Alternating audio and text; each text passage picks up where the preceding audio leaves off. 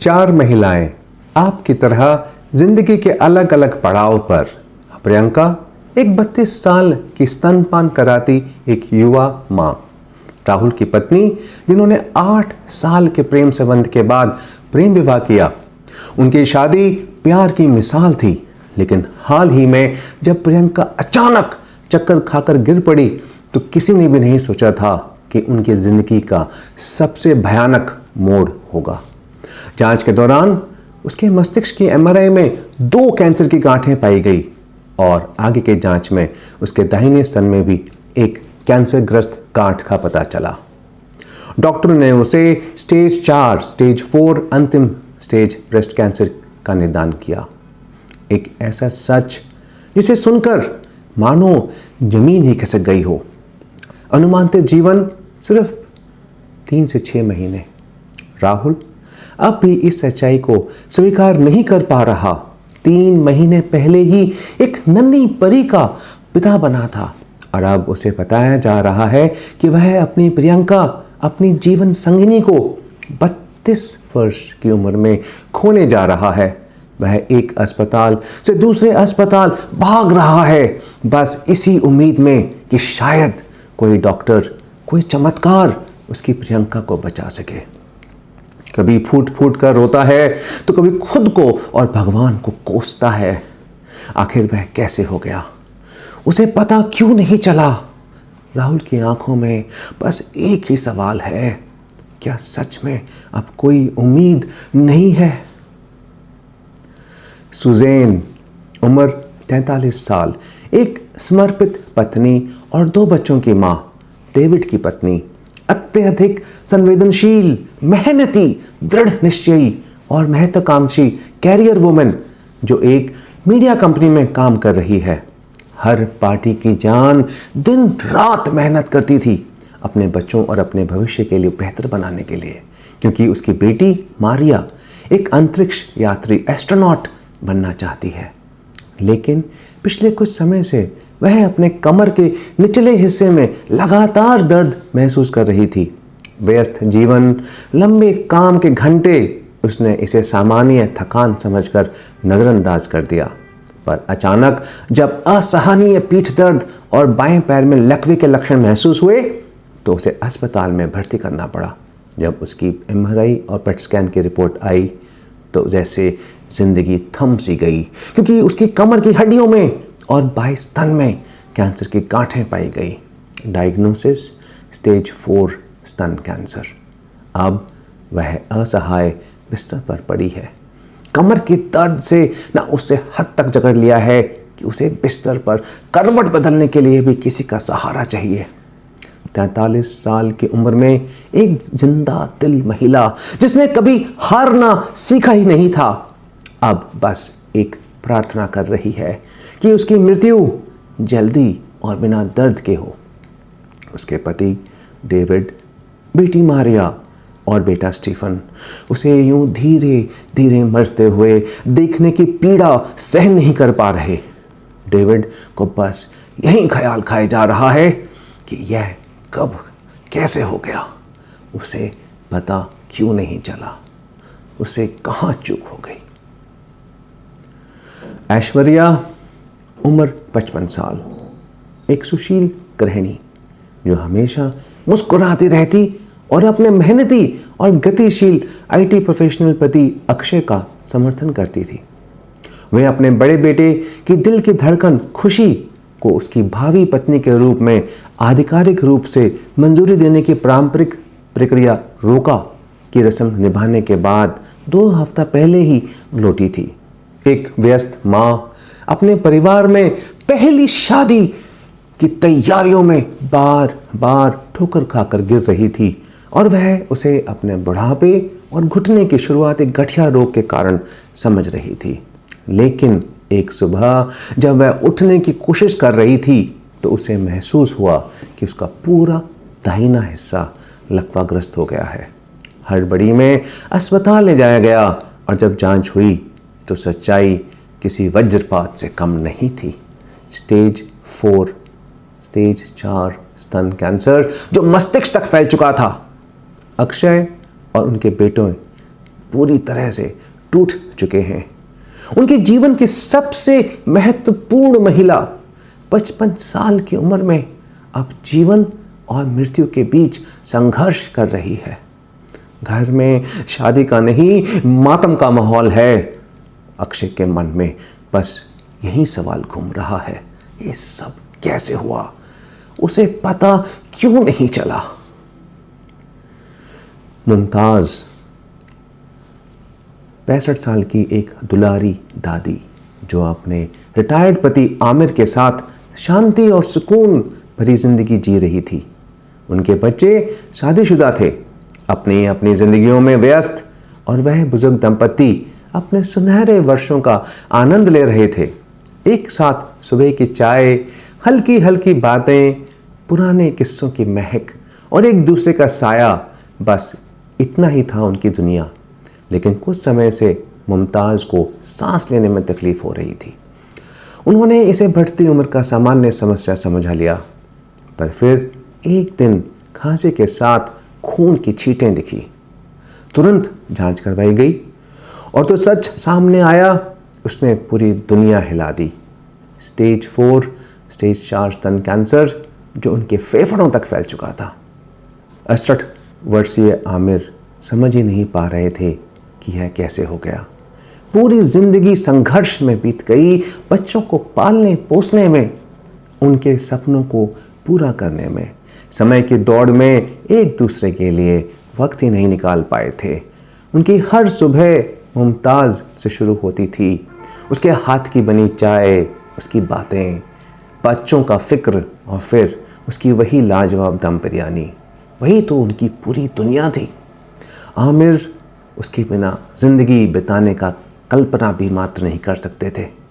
उनकी आंखों में बस आंसू हैं और होठों पर एक ही दुआ है ऊपर वाले, अगर उसे बुला रहा हो तो मुझे भी साथ ले लो।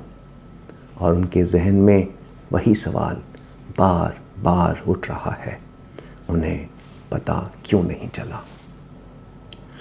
शायद आपको यह ज्ञात ना हो, लेकिन हर दिन 1800 से अधिक महिलाएं स्तन कैंसर की भयावह पीड़ा सहते हुए दम तोड़ देती हैं। न जाने उनमें कितनी प्रियंका, सुजैन, ऐश्वर्या और मुमताज होंगी जो अपने अपनों को छोड़कर इस दुनिया से चली जाती हैं। लेकिन यह तो सिर्फ स्तन कैंसर का एक पहलू है।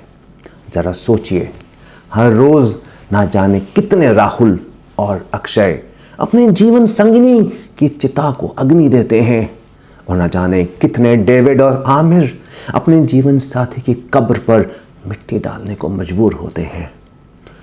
वर्ल्ड हेल्थ ऑर्गेनाइजेशन के अनुसार 2022 में 23 लाख महिलाओं को स्तन कैंसर हुआ, जिनमें से 6,70,000 महिलाएं इस जानलेवा बीमारी के आगे हार गई। अर्थात हर दिन 1,835 महिलाओं की मौत स्तन कैंसर की वजह से हुई थी। हर 14 सेकंड में दुनिया में कहीं ना कहीं एक महिला को स्तन कैंसर का निदान होता है। और सबसे भयावह बात तो यह है कि ये आंकड़े दिन ब दिन तेजी से बढ़ते जा रहे हैं। ग्लोबोकैन, जो कि एक अंतर्राष्ट्रीय कैंसर अनुसंधान एजेंसी की एक परियोजना है, जो भारत सहित 185 देशों में कैंसर के आंकड़े प्रस्तुत करता है, ने संकेत दिया है कि भारत 2040 तक दुनिया की कैंसर राजधानी होगा। और पिक्चर अभी बाकी है। एक अन्य अध्ययन जिसमें भारत भी शामिल था ने बताया है कि पिछले 30 वर्षों में 50 वर्ष से कम उम्र के लोगों में कैंसर की घटनाओं में 79% 79% वृद्धि हुई है, जिसमें स्तन कैंसर भी शामिल है।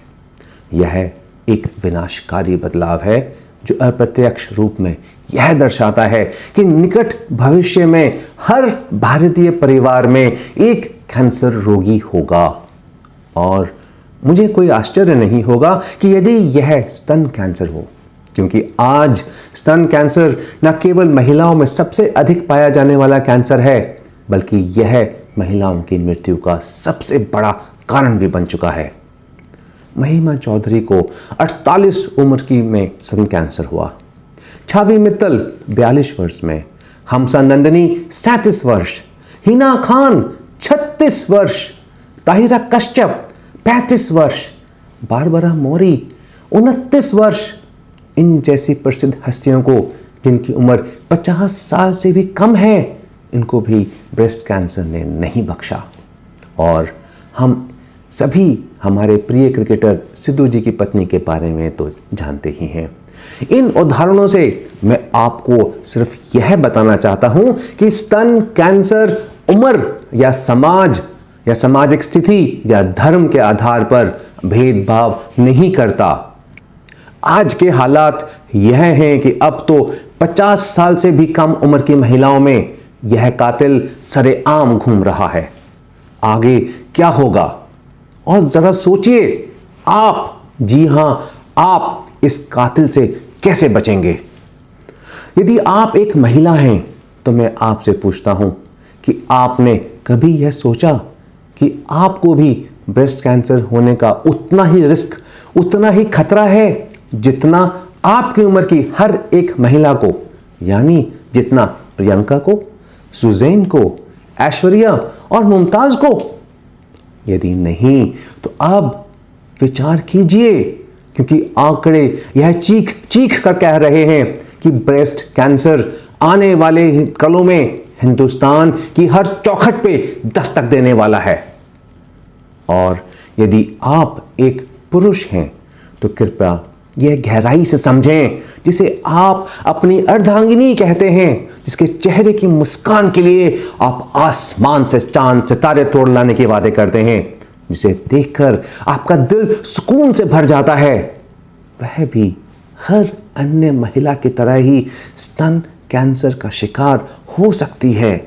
जरा कल्पना कीजिए, क्या सिर्फ इस विचार मात्र से ही आपकी रूह नहीं कांप उठती कि अगर भगवान ना करे आपके जीवन संगिनी को भी प्रियंका, सुजैन, ऐश्वर्या और मुमताज की तरह इस निर्दयी बीमारी की गिरफ्त में आ जाए, आप भी उसी असहाय पीड़ा से गुजरना चाहेंगे जिससे राहुल, अक्षय, डेविड और आमिर गुजर रहे हैं?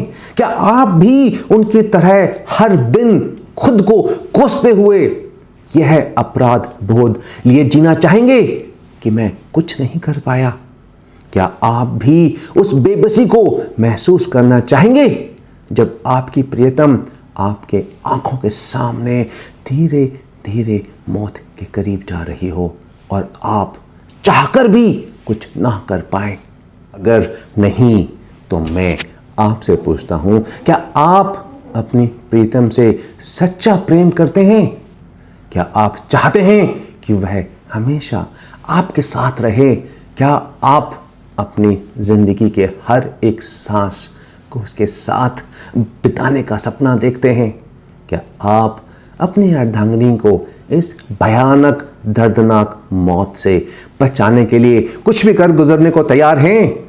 आप में वह जुनून, वह प्यार, वह दीवानगी है और आप एक सशक्त, जिम्मेदार और सक्षम प्रेमी की भूमिका निभाना चाहते हैं, तो मैंने आपके लिए एक ऐसी अनोखी और प्रभावशाली विधि रची है जो पूरे विश्व में ही नहीं, मानव इतिहास में पहली बार हर जीवन साथी को यह अद्वितीय क्षमता प्रदान करेगी कि वह अपने प्रिय अर्धांगिनी को स्तन कैंसर की दर्दनाक मृत्यु से बचा सकेगा। यह अवधारणा जिसमें प्रत्येक प्रेमी न केवल अपने जीवन के प्रेम को स्तन कैंसर से सुरक्षित रखने की पूर्ण जिम्मेदारी वहन करे और इस घातक शत्रु से संघर्ष हेतु सुसज्जित भी हो। यही संकल्पना तथा यही प्रक्रिया मेरी सृजनात्मक कृति की एक अनूठी अभिव्यक्ति है, जिसे मैंने ब्रह्म्स प्रोटोकॉल का नाम दिया है।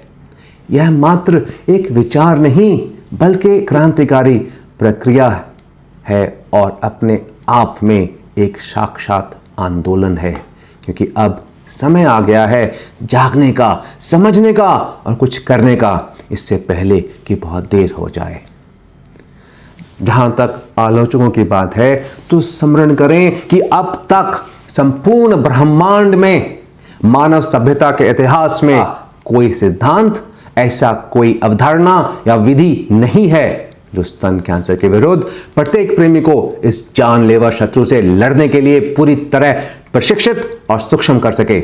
यह प्रोटोकॉल आपसे किसी भी प्रकार की कोई अपेक्षा नहीं करता, अपितु यह पूर्णतः निस्वार्थ एवं निःशुल्क रूप में समर्पित है। इसका परम उद्देश्य आपको सशक्त एवं जागरूक बनाना है, जिससे आप स्तन कैंसर जैसी घातक बीमारी से अपने प्रियजन के अमूल्य जीवन की रक्षा करें, उन्हें एक सुरक्षित एवं स्वस्थ भविष्य प्रदान कर सकें। यह केवल एक प्रक्रिया नहीं बल्कि आपके प्रेम, समर्पण और उत्तरदायित्व बोध का प्रतीक है, जो आपको एक रक्षक की भूमिका में स्थापित करेगा। यदि आप इसे अपने जीवन का हिस्सा नहीं बनाते तो नुकसान केवल और केवल आपका होगा। जीवन आपका है, निर्णय भी आपका है और परिणाम भी आपका। पर याद रखें, कैंसर दूसरा मौका नहीं देता। इससे पहले कि मैं आपको ब्रह्म्स प्रोटोकॉल के विषय में विस्तार से बताऊं, मैं आपको कुछ महत्वपूर्ण प्रश्नों का उत्तर देना चाहता हूं। प्रश्न जो आपको यह एहसास कराएंगे कि ब्रह्म्स प्रोटोकॉल आज के समय की एक अनिवार्य आवश्यकता है। स्वाभाविक है कि आप विचार कर रहे होंगे कि आखिर क्यों स्तन कैंसर से इतनी अधिक महिलाओं की मृत्यु हो रही है। यह केवल एक प्रश्न नहीं बल्कि एक गहरी आत्मचिंतन का विषय है। हम जानते हैं कि कैंसर से मृत्यु कैंसर के अंतिम चरण यानी स्टेज 4 में होती है। हर साल 6,70,000 से अधिक महिलाएं स्तन कैंसर के कारण अपनी जान गंवा रही हैं। यह आंकड़ा केवल संख्या नहीं बल्कि अत्यंत महत्वपूर्ण पहलुओं की ओर संकेत करता है। सबसे पहला, देर से निदान, लेट डायग्नोसिस। अधिकांश महिलाओं में स्तन कैंसर तब पहचाना जाता है जब वह पहले से बढ़कर स्टेज 3 या स्टेज 4 तक पहुंच चुका होता है। यही सबसे बड़ी त्रासदी है। दूसरा कारण है चिकित्सा सीमाओं की कठोर एवं निर्मम वास्तविकता। यह विज्ञान ने प्रमाणित कर दिया है, कैंसर को उसकी प्रारंभिक अवस्था में निदान हो तो उसे क्योर यानी इलाज जड़ से खत्म कर सकते हैं, लेकिन लेट स्टेज यानी एडवांस स्टेज 3 और 4 में केवल उपचार कर सकते हैं, जड़ से नहीं खत्म कर सकते। हमारे पास दवाइयों की बहुत लंबी सूची है। विडंबना यह है कि ये दवाइयाँ प्राथमिक चरण में इलाज कर जीवन दान देती हैं, लेकिन उन्नत चरण में ये केवल उपचार में सक्षम हैं और अंततः मृत्यु को टालने में असमर्थ हैं। तीसरा गंभीर कारण है महंगी चिकित्सा। वर्तमान समय में उपलब्ध आधुनिक उपचार जैसे टारगेटेड थेरेपी, इम्यूनोथेरेपी अत्यंत प्रभावी हैं, किंतु इनकी अत्यधिक उच्च लागत भारत के अधिकांश कैंसर रोगियों के लिए एक दुर्गम बाधा बन जाती है।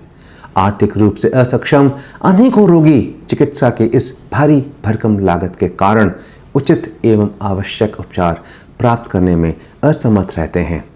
इन तीनों प्रमुख कारणों में से सर्वाधिक महत्वपूर्ण एवं निर्णायक कारक जिसमें हम वास्तव में सार्थक परिवर्तन ला सकते हैं वह है विलंबित निदान, लेट डायग्नोसिस।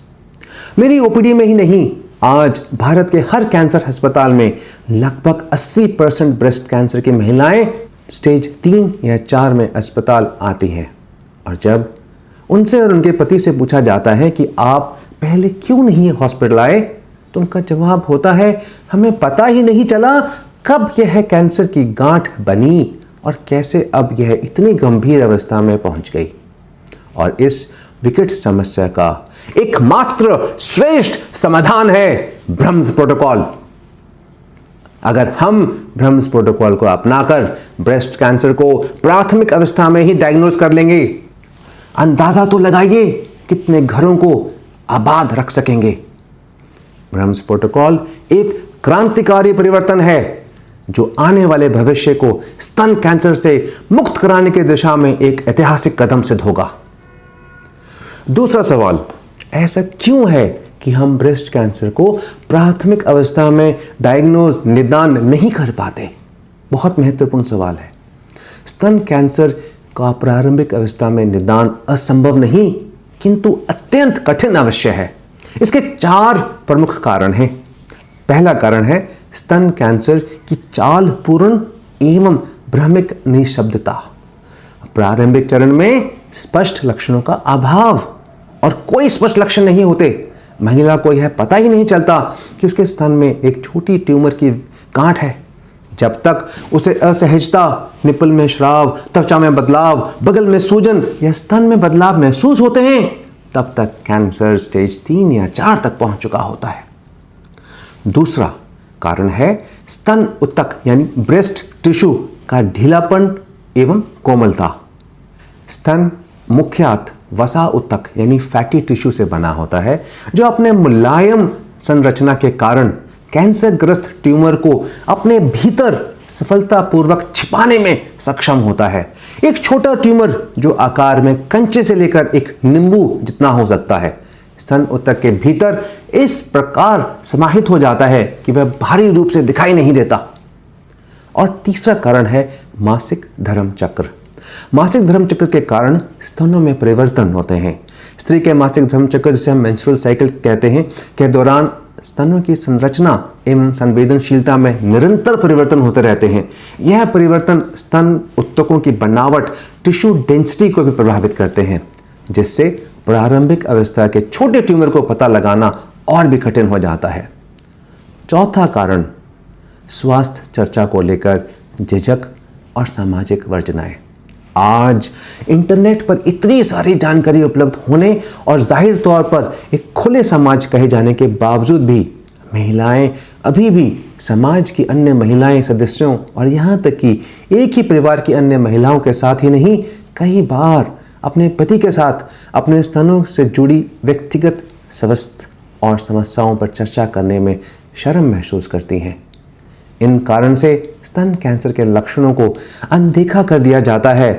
नतीजा जांच में अत्यंतिक विलंब। अब जब आप इस संकट की भयावह गंभीरता और तत्कालिकता को गहराई से समझ चुके हैं, तो निसंदेह आपके मन में एक आवश्यक और अटल प्रश्न उत्पन्न हो रहा होगा, क्या मैं एक व्यक्तिगत स्तर पर इस घातक रोग को किसी उपाय द्वारा पराजित कर सकता हूं? और इसका उत्तर एक गूंजती हुई पुष्टि में समाहित है, हाँ, निसंदेह। किंतु इस विजय को प्राप्त करने हेतु 2 मौलिक दृष्टिकोण परिवर्तनों की जरूरत है। प्रथम, हमें प्रेम की वास्तविक प्रकृति को एक नवीन स्वरूप में पुनर्परिभाषित करना होगा। और द्वितीय, हमें अपने जीवन शैली में ब्रह्म्स प्रोटोकॉल का समावेश करना होगा। हमें प्रेम की पारंपरिक अवधारणा को विस्तार करना होगा और उसे एक नई, अधिक अर्थपूर्ण दृष्टिकोण से देखना होगा। आप सोच रहे होंगे कि मैं डॉक्टर कर्नल ब्रह्मजीत, एक कैंसर विशेषज्ञ, क्यों आज आपको प्रेम की परिभाषा को बदलने के लिए कह रहा हूं। यह बहुत आवश्यक है अगर आपको ब्रह्म्स प्रोटोकॉल को अपने जीवन का हिस्सा बनाना है। हमारे देश में अब भी अधिकांश विवाह पारंपरिक रूप से परिवारों द्वारा तय किए जाते हैं, जिन्हें हम अरेंज्ड मैरिज कहते हैं, और तथाकथित प्रेम विवाहों का संख्या अभी बहुत कम है। लेकिन हम भारतीय एक विशिष्ट मानवीय प्रवृत्ति रखते हैं। हम भारतीय इंसानों की एक खास नस्ल है, क्योंकि बाकी दुनिया से अलग हम विवाह के बाद अपने जीवन साथी से प्रेम करने लगते हैं। और इसमें कोई आश्चर्य की बात नहीं कि हमारे अधिकांश पारंपरिक विवाह जीवन भर, हमारे पूरे जीवन काल तक चलते हैं। अधिकांश पति और प्रेमी अपने प्यार और स्नेह को अभिव्यक्त करने के लिए, एक्सप्रेस करने के लिए अपने प्रीतम से मीठी बातें करते हैं, व्हाट्सएप और इंस्टाग्राम पर प्यार भरे संदेश भेजते हैं। उनकी भौतिक आवश्यकताओं की पूर्ति करते हैं, महंगे उपहार खरीदते हैं, उन्हें शानदार स्थलों की यात्रा पर ले जाते हैं, उनकी पसंद के रेस्टोरेंट में भोजन कराते हैं और अपनी मेहनत की कमाई का एक बड़ा हिस्सा उन पर खर्च करते हैं। भारतीय मर्द ही हैं जो पूरे संसार में अपने प्रीतम के लिए चांद और सितारे तोड़कर लाने की बातें करते हैं। कभी सुना है आपने कभी किसी अंग्रेज को यह कहते हुए? रोमांस में सब अपने आप को शाहरुख खान, ऋतिक रोशन, सलमान खान या रणबीर कपूर से कम नहीं समझते, लेकिन जिंदगी के एक बहुत महत्वपूर्ण पहलू, अपने जीवन साथी को ब्रेस्ट कैंसर से बचाने में पीछे छूट जाते हैं। यदि आप इस लेख को सुन रहे एक पुरुष हैं तो क्या मैं आपसे पूछ सकता हूं कि आपने अपनी पत्नी की स्तन कैंसर की जांच के लिए मैमोग्राफी कब करवाई थी? क्या आपको कभी ऐसा ख्याल नहीं आया कि वह महिला जिसे आप दिलो जान से प्रेम करते हैं, वह भी कैंसरों में से सबसे कुख्यात कैंसर ब्रेस्ट कैंसर की शिकार हो सकती है? आप अपने जीवन का सुनहरा दौर उसके साथ बिताना चाहते हैं, लेकिन क्या आपने कभी सोचा भी है कि यदि उन्हें ब्रेस्ट कैंसर हो गया तो क्या वह आपके बुढ़ापे के साथ और सहारा बन सकेंगी? और इसलिए आपको अपने प्यार की परिभाषा में एक बदलाव लाना होगा। एक पुरुष के रूप में आपको अपने साथी के प्रति जिम्मेदारी निभानी होगी। यह मूल सिद्धांत है ब्रह्म्स प्रोटोकॉल का।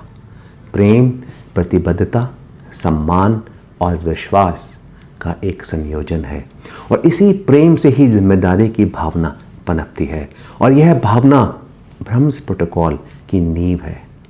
राहुल, डेविड, अक्षय, आमिर ये कोई काल्पनिक पात्र नहीं है, बल्कि वास्तविक जीवन से लिए गए उदाहरण हैं।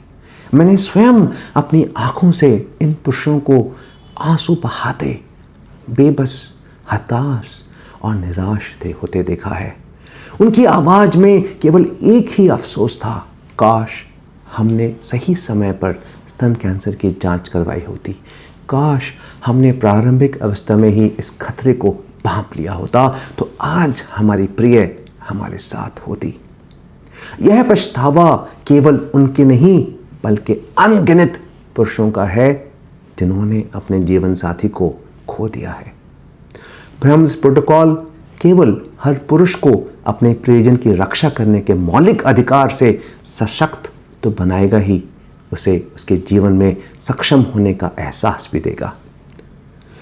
एक मेडिकल ऑन्कोलॉजिस्ट होने का अर्थ केवल चिकित्सा शास्त्र का अध्ययन और उपचार तक सीमित नहीं है। यह एक ऐसी यात्रा है जो प्रतिदिन असंख्य मानव हृदयों की अवर्णनीय वेदना, भयावह संताप और असहनीय पीड़ा से होकर गुजरती है। प्रतिदिन अपने समक्ष निरुपयी जीवन, विलीन होती आशाओं और उपचार की सीमाओं से जूझते परिजनों के आंसू पल्लवित नेत्रों को देखना एक अनुभूति की अग्नि परीक्षा है। कैंसर की निष्ठुरता और आधुनिक चिकित्सा विज्ञान की सीमाओं के मध्य संतुलन साधना, अपने हाथों को विवशता की बेड़ियों में जकड़े हुए महसूस करना, यह सब मेरे मन मस्तिष्क में निरंतर एक प्रश्न की लपटें उठाता रहा। अपने सीमित संसाधनों के साथ मैं इस असीमित पीड़ा को कम करने के लिए क्या कर सकता हूं? इसी अनवरत आत्ममंथन और व्याकुलता के गर्भ में एक विचार जन्मा, एक संकल्प, एक सिद्धांत, एक प्रोटोकॉल। ऐसा प्रोटोकॉल जो मात्र चिकित्सा पद्धति तक सीमित ना हो बल्कि प्रेम, उत्तरदायित्व और जागरूकता को केंद्र में रखे। एक ऐसा मार्ग जो हर मनुष्य के लिए सुलभ हो, जिसमें ना कोई आर्थिक अवरोध हो, ना ही किसी जटिल चिकित्सा प्रक्रिया का दबाव। एक ऐसा प्रोटोकॉल जो एक पुरुष और उसकी जीवन संगिनी के संबंधों में पुनः प्रेम और कर्तव्य बोध की गहनतम अनुभूति को जन्म दे सके। और इसी विचार से जन्म हुआ ब्रह्म्स प्रोटोकॉल का। मानव सभ्यता के इतिहास में यह पहली बार प्रेम को केवल एक भावनात्मक और आत्मीय अनुभूति ना मानकर उसे उत्तरदायित्व और सुरक्षा के सिद्धांत में एक छोटा सा प्रयास। इस अवधारणा की संरचना न केवल चिकित्सा के गहन अध्ययन से उपजी है कि इसमें प्रेम की वह पवित्र शक्ति भी शामिल समूहित है जिसे शब्द से मैं व्यतीत कर पाना मेरे लिए संभव है। वह शक्ति, वह प्रेरणा जो मुझे मेरे जीवन संगिनी के अटूट समर्थन से प्राप्त हुई। ब्रह्म्स प्रोटोकॉल केवल एक चिकित्सा पद्धति नहीं, यह एक आंदोलन है।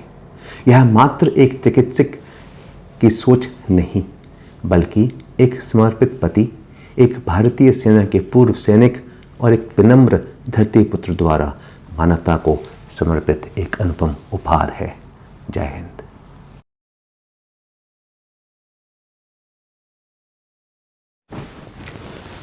जीवन चुनौतियों और उपलब्धियों का मिश्रण है और वास्तविकता तो यह है कि हम सबके जीवन में चुनौतियां अधिक हैं। इसमें कोई संदेह नहीं कि अगर हम इन चुनौतियों का सामना करने के लिए एक रणनीति तैयार कर लें तो निश्चय ही विजयी होंगे। इन सब चुनौतियों में से एक सबसे अहम चुनौती है अपने जीवन साथी को ब्रेस्ट कैंसर से बचाना। मैं एक सकारात्मक दृष्टिकोण के साथ विश्व में पहली बार आप सबके समक्ष एक ऐसी प्रणाली लेकर आया हूं, ब्रह्म्स प्रोटोकॉल, जिसे आप सक्षम होकर इस चुनौती का सामना कर सकेंगे। मेरा उद्देश्य है कि मैं भारत के हर एक व्यक्ति को ब्रह्म्स प्रोटोकॉल के माध्यम से इतना निपुण कर सकूं कि वह अपने जीवन साथी को इस जानलेवा कैंसर से बचा सके। इससे पूर्व कि मैं आपको ब्रह्म्स प्रोटोकॉल के विषय में विस्तार पूर्वक अवगत कराऊं, मैं हृदय से यह अभिव्यक्त करना चाहता हूं कि मुझे आपके प्रति गर्व एवं सम्मान की अनुभूति हो रही है, क्योंकि आपने अपने जीवन संगिनी को स्तन कैंसर से सुरक्षित रखने के महत्व को समझा। यह न केवल आपके सच्चे निस्वार्थ प्रेम की प्रतीकात्मक अभिव्यक्ति ही है, बल्कि आपकी गहरी संवेदनशीलता, उत्तरदायित्व बोध और समर्पण की उज्जवल मिसाल भी है। अब मैं आपको विस्तार से बताऊंगा कि ब्रह्म्स प्रोटोकॉल कैसे करना है। इसे तसल्ली से सुनिएगा और देखिएगा। इसके दो भाग हैं। पहला भाग है इंस्पेक्शन यानी निरीक्षण, जो देखने वाला भाग है, और दूसरा भाग है पैल्पेशन यानी स्पर्श, महसूस करना। कुल विधि 10 मिनट से भी कम होगी। हालांकि न्यूनतम और अधिकतम समय पूरी तरह से आपके नियंत्रण में है। बस याद रखें कि ये 10 मिनट आपके प्रियजन का जीवन बचा सकते हैं। ब्रह्म्स प्रोटोकॉल के लिए किसी स्पेशल जटिल उपकरण की आवश्यकता नहीं है। आपकी आंखें और आपके हाथ, एक सुविधाजनक और निजी वातावरण, महिला से सूचित अनुमति, यह बहुत जरूरी है। बस यही आवश्यकता है। साइंटिफिकली प्यार दिल से कम और दिमाग से ज़्यादा होता है, जो हार्मोनल रिलीज और मस्तिष्क के न्यूरोट्रांसमीटर्स के जटिल परस्पर क्रिया से प्रेरित होता है, जैसे ऑक्सीटोसिन, टेस्टोस्टेरोन, एंडोर्फिन्स, डोपामीन और नॉरएपिनेफ्रिन प्रमुख न्यूरोट्रांसमीटर हैं जो उत्साह और उल्लास की भावना पैदा करते हैं, जिससे गहरे संबंध और अनुकूलता की भावना पैदा होती है। तो कब करना चाहिए ब्रह्म्स प्रोटोकॉल? आप इस विधि को कभी भी कर सकते हैं जब आप दोनों के लिए सुविधाजनक हो। आइडियल सिचुएशन में यानी सर्वोत्तम समय मेंस्ट्रुअल साइकिल, मासिक धर्म पर निर्भर करेगा। वे महिलाएं जिनका मासिक धर्म नियमित है, रेगुलर है, वे अपने मासिक धर्म चक्र से 3 से 4 दिन बाद ब्रह्म्स प्रोटोकॉल की योजना बना सकती हैं, क्योंकि इस दौरान ब्रेस्ट में जो भी मासिक धर्म के कारण बदलाव आए होंगे वो नहीं रहेंगे और ब्रेस्ट फिर से अपने आप नॉर्मल हो जाएगा। वे महिलाएं जिन्होंने रजोनिवृत्ति मेनोपॉज प्राप्त कर लिया है, जिनके पीरियड्स अनियमित हैं, वे अपनी सुविधा के अनुसार कोई तारीख जैसे जन्मदिन या शादी की सालगिरह तय कर सकती हैं। कृपया समझें कि ब्रह्म्स प्रोटोकॉल की प्रक्रिया को हर महीने कम से कम एक बार करना अनिवार्य है। इस प्रक्रिया में सहज होने के लिए समय और अभ्यास की आवश्यकता होगी। प्रथम भाग है इंस्पेक्शन यानी निरीक्षण। आंखों को केवल वही दिखता है जिसे मस्तिष्क पहचानता है, अर्थात हमारी दृष्टि केवल उन चीजों को पहचानती है जिन्हें हमारा मस्तिष्क जानता है। यह मौलिक सिद्धांत हमारे मेडिकल प्रोफेशन की आधारशिला है, जो नैतिक कुशाग्रता, डायग्नोस्टिक एक्यूमेन के सार को संजोए हुए है। मैं आज इस सिद्धांत को आपके समक्ष प्रस्तुत कर रहा हूं ताकि मेरे द्वारा किए गए विस्तृत विवेचन के पश्चात आपकी बौद्धिक क्षमता में उल्लेखनीय वृद्धि हो और आप स्तन कैंसर के प्रारंभिक संकेतों को सटीकता से पहचानने में सक्षम हो सकें। तो शुरू करते हैं पहला भाग इंस्पेक्शन का। जब भी अवसर मिले ध्यानपूर्वक निरीक्षण करें। कब? सबसे पहले आलिंगन, स्नेहपूर्ण स्पर्श, गले लगाने और दैनिक आत्मीय क्षणों के दौरान। प्रत्येक आलिंगन, प्रत्येक कोमल क्षण जो साथ में व्यतीत होता है, वह केवल स्नेह प्रदर्शन का अवसर मात्र नहीं होता, बल्कि यह तर्क, अवलोकन, संवेदनशीलता और सुरक्षा का भी एक महत्वपूर्ण अवसर होता है। स्तनों के बीच किसी भी तरह की विषमता, असमानता, असिमेट्री के लिए निरीक्षण करें, जैसे कि एक स्तन के आकार, शेप में परिवर्तन, निप्पल का स्तर, निप्पल में कोई स्राव या डिस्चार्ज या कोई ऐसी दिखाई देने वाली गांठ। इन सबसे महत्वपूर्ण यह है कि आप उन छोटे से छोटे परिवर्तनों पर ध्यान दें जो प्रारंभिक चेतावनी संकेत बन सकते हैं। ध्यान रखें कि अधिकतर स्तन कैंसर अपने प्रारंभिक चरण में लक्षण रहित होते हैं और बिना किसी स्पष्ट असुविधा के विकसित हो सकते हैं। जब लक्षण उभरते हैं तो वे अक्सर अस्पष्ट होते हैं, जिन्हें आसानी से अनदेखा किया जा सकता है। अतः कोई भी असहजता, चाहे वह क्षणिक ही क्यों ना हो, उपेक्षित नहीं की जानी चाहिए। और इसलिए अगर आपकी जीवन साथी आपको अपने स्तनों से जुड़े छोटे मोटे कोई भी बात या तकलीफ बताएं तो उसे जरूर सुनें और किसी भी असुविधा या शिकायत को अनदेखा ना करें। अब दूसरे समय आपने कब इंस्पेक्शन करना है? जब आप आत्मीयता, अंतरंगता के दौरान निरीक्षण करें। स्तनों को नेत्र परीक्षण केवल एक कोण से नहीं किया जाना चाहिए, बल्कि इसे विभिन्न दिशाओं में, सामने से, साइड से किया जाना चाहिए, जो अधिकतम सहजता प्रदान करें। क्योंकि स्तन उत्तक ब्रेस्ट टिश्यू की शारीरिक संरचना गतिशील होती है, इसलिए ग्रेविटेशनल रीडिस्ट्रीब्यूशन या मांसपेशियों के संकुचन, मस्कुलर कॉन्ट्रैक्शन के प्रभाव से कुछ असमानताएं केवल विशिष्ट स्थिति में ही स्पष्ट हो सकती हैं। इसलिए आपको विशेष ध्यान देना आवश्यक है। किन किन चीज़ों का? सबसे पहले स्तनों के आकार, आकृति में कोई असमानता। स्तनों की हल्की विषमता सामान्य हो सकती है, परंतु यदि हाल ही में कोई स्पष्ट असंतुलन विकसित हुआ हो, विशेष रूप से यदि एक स्तन बड़ा, विकृत या असामान्य प्रतीत हो, तो यह चिंता का विषय हो सकता है। यह असमानता किसी गहरे स्थित बड़े ट्यूमर के कारण हो सकती है। कोई भी सिकुड़न या गड्ढा स्तन की त्वचा पर किसी भी प्रकार की असामान्य सिकुड़न या गड्ढेदार उपस्थिति, हम डिम्पलिंग कहते हैं, को नजरअंदाज नहीं करना। यह कूपर के लिगामेंट्स में विकृति के कारण होता है, जो स्तन की संरचना बनाए रखने वाली एक नेटवर्क नुमा प्रणाली है। जब ये लिगामेंट्स कैंसर की कोशिकाएं, सेल्स द्वारा प्रभावित होते हैं तो वे कठोर हो जाते हैं और त्वचा को अंदर की ओर खींच लेते हैं, जिससे यह सिकुड़ी हुई या बंधी हुई प्रतीत होती है और इसलिए स्तन पे एक गड्ढे नजर आता है। तीसरा, कोई लालिमा या संतरे के छिलके जैसी त्वचा। त्वचा का असामान्य लाल होना या संतरे के छिलके जैसी बनावट अत्यंत महत्वपूर्ण संकेत है।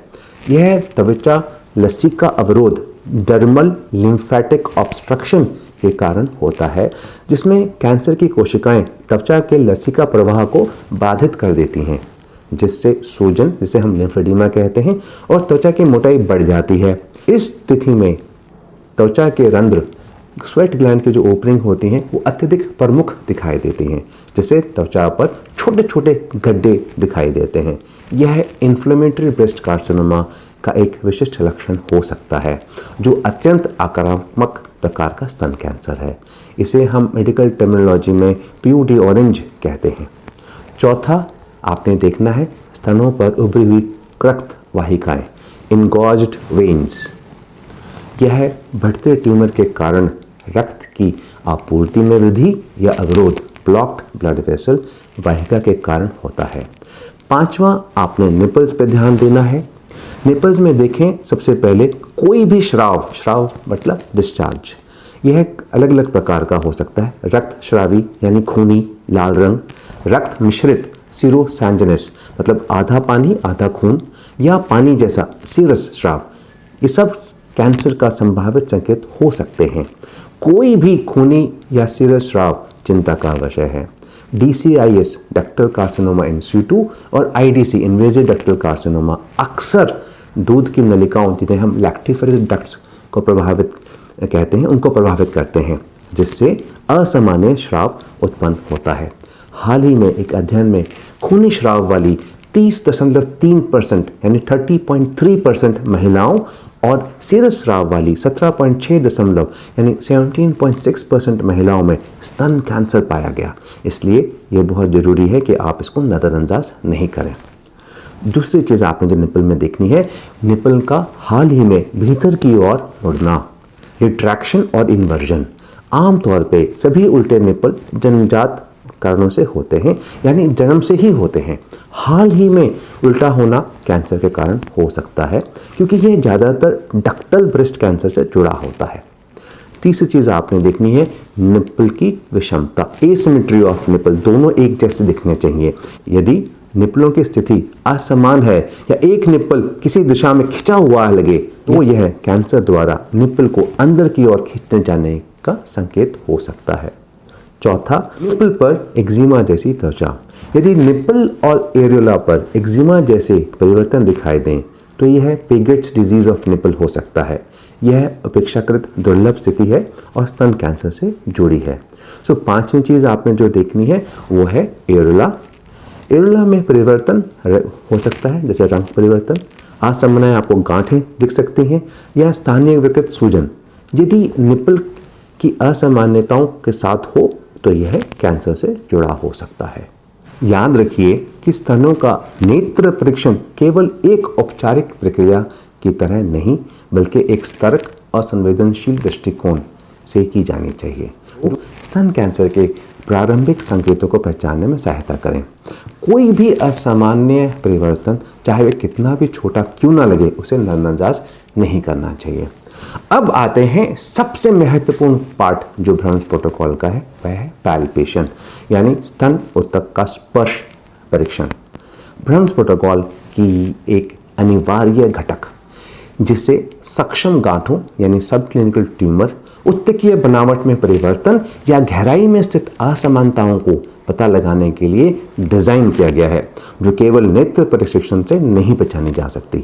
तरंगता के दौरान स्तनों को महसूस करने की इस विधि का अभ्यास 7 महत्वपूर्ण कार्डिनल सिद्धांतों यानी 7 मौलिक सिद्धांतों को ध्यान में रखते हुए किया जाना चाहिए, चाहे बीपी का अभ्यास किसी भी तरह की मुद्रा में किया जाए। अब मैं आपको भ्रंश प्रोटोकॉल के सबसे इंपॉर्टेंट 7 मूलभूत चरणों और सिद्धांत, जो इसकी आत्मा और आधारशिला हैं, का संक्षिप्त परिचय देने जा रहा हूं।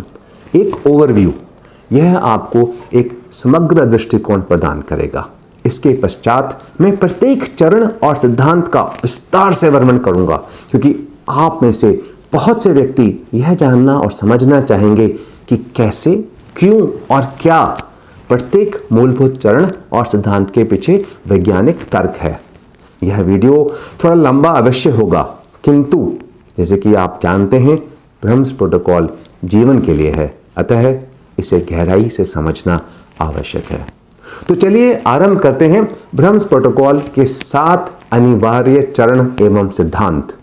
पहला, प्रथम 3 उंगलियां तर्जनी यानी इंडेक्स, मध्यम मिडल और अनामिका रिंग का एक साथ रखकर स्पर्श निरीक्षण, यह पहला प्रिंसिपल है। दूसरा, तीनों उंगलियों के समतल पार्ट, फ्लैट पैड, समतल पार्ट का प्रयोग, यह दूसरा प्रिंसिपल है।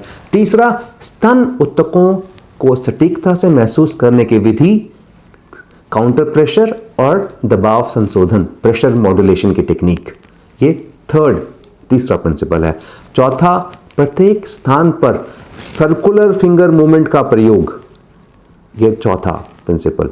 पांचवा, संपूर्ण स्तन क्षेत्र की जांच, इसके लिए मैं आपको 3 विधियां, 3 तरीके बताऊंगा। आप तीनों में से कोई भी एक या फिर तीनों वैज्ञानिक विधि अपना सकते हैं। छठा, बगल, इसको हम काख भी कहते हैं, अंग्रेजी में एक्जिला, आर्मपिट्स कहते हैं, इनकी जांच। और सातवां और एक और महत्वपूर्ण पार्ट, निपल और एरियोला, निपल और एरियोला कॉम्प्लेक्स हम NAC भी कहते हैं, इसकी जांच। तो ये 7 प्रिंसिपल हैं जो मैं आपको आज समझाने जा रहा हूं। अब हम प्रत्येक चरण और सिद्धांत को विस्तार से समझेंगे ताकि ब्रह्म्स प्रोटोकॉल की वैज्ञानिक गहराई को आप समझ सकें, क्योंकि यह केवल एक प्रक्रिया नहीं बल्कि जीवन की रक्षा हेतु एक क्रांति है। तो सबसे पहले प्रथम सिद्धांत, 3 उंगलियां तर्जनी, मध्यम, अनामिका को एक साथ प्रयोग करें। इस सिद्धांत को समझने के लिए हमें स्तन की शारीरिक रचना को जानना आवश्यक है। हम सिद्धांत 3 उंगलियां तर्जनी, मध्यम, अनामिका को एक साथ प्रयोग करें। इस सिद्धांत को समझने के लिए हमें स्तन की शारीरिक रचना को जानना आवश्यक है। मैमरी लोब्यूल्स जो लंबे और गोलकार होते हैं, और लैक्टिफरस डक्ट्स, ये लोब्यूल है और इसमें लैक्टिफरस डक्ट जुड़ी हुई होती है। लोब्यूल्स दूध बनाते हैं और ये डक्ट उसको निपल तक लेके जाती हैं, इसे मिलकर बना होता है, जो एक रेशेदार चर्बीयुक्त स्ट्रोमा यानी फाइब्रोफैटी स्ट्रोमा में फैले हुए होते हैं। और इसको कूपर के लिगामेंट्स होते हैं, इसे संरचनात्मक समर्थन प्रदान करते हैं, नहीं तो वो सैग करेंगे। स्तनों की यह आंतरिक संरचना उन्हें एक स्वाभाविक गांठदार बनावट, क्योंकि वो लोब्यूल्स राउंड होते हैं, गोलकार होते हैं, तो वो एक स्वाभाविक गांठदार बनावट, इनहेरेंट नोडुलैरिटी प्रदान करते हैं, जिसे सही ढंग से समझना अत्यंत आवश्यक है। इस गांठदार बनावट के कारण झूठे सकारात्मक यानी फॉल्स पॉजिटिव और झूठे नकारात्मक यानी फॉल्स नेगेटिव का जोखिम बहुत बढ़ जाता है। आपको समझने के लिए झूठा सकारात्मक यानी फॉल्स पॉजिटिव क्या होता है, जब परीक्षण किसी गांठ की उपस्थिति दर्शाता है जबकि वह केवल स्तन की स्वाभाविक गांठदार बनावट है। और झूठा नकारात्मक फॉल्स नेगेटिव जब होता है जब परीक्षण किसी गांठ की अनुपस्थिति दर्शाता है जो गलती से प्राकृतिक ऊतक बनावट समझ ली जाती है, जबकि वास्तव में वहां कैंसर की गांठ होती है। इस त्रुटि से बचने के लिए 3 उंगलियों का एक साथ प्रयोग करना आवश्यक है। और यह सिद्धांत शारीरिक यानी एनाटॉमिकल और बायोमैकेनिकल वैज्ञानिक तत्वों पर आधारित है, जो स्तन ऊतक में रोगजनक परिवर्तनों के सटीक पहचान में सहायक होते हैं। अब कौन कौन से ये प्रिंसिपल है मैं आपको बताता हूं। पहला प्रिंसिपल है दबाव वितरण और स्पर्श संवेदनशीलता यानी pressure distribution and tactile sensitivity.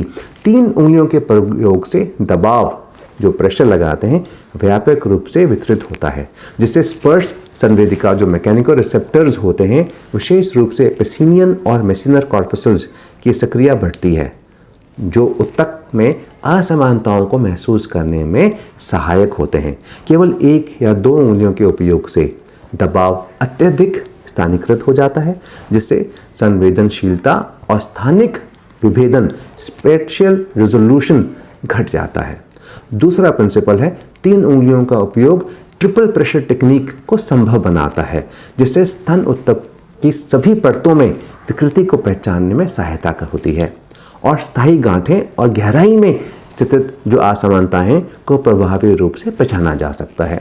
तीसरा प्रिंसिपल है ऑप्टिमाइजेशन और बायोमैकेनिकल स्टेबिलिटी एंड प्रिसिजन, यानी 3 उंगलियां तकनीक स्थिरता और न्यूरोमस्कुलर कंट्रोल को बढ़ाती हैं और इससे स्पर्श संवेदनशीलता प्रोप्रियोसेप्टिव फीडबैक बेहतर होता है। चौथा, 3 उंगलियों का प्रयोग स्पर्श संवेदना टैक्टाइल एक्विटी स्थानिक कवरेज, स्पेशल कवरेज और दबाव प्रवणता प्रेशर ग्रेडेशन की अनुकूलित करता है, जिससे रोगजनक असमानताओं को शीघ्र पहचान की संभावना बढ़ जाती है। क्योंकि यह पद्धति न्यूरोसेंसरी, जैव यांत्रिक और शारीरिक सिद्धांतों न्यूरोसेंसरी, बायोमैकेनिकल, एनाटॉमिकल का समावेश कर नैतिक सटीकता, डायग्नोस्टिक प्रिसिशन को बेहतर बनाती है। इसलिए हमें 3 उंगलियां इस्तेमाल करनी चाहिए।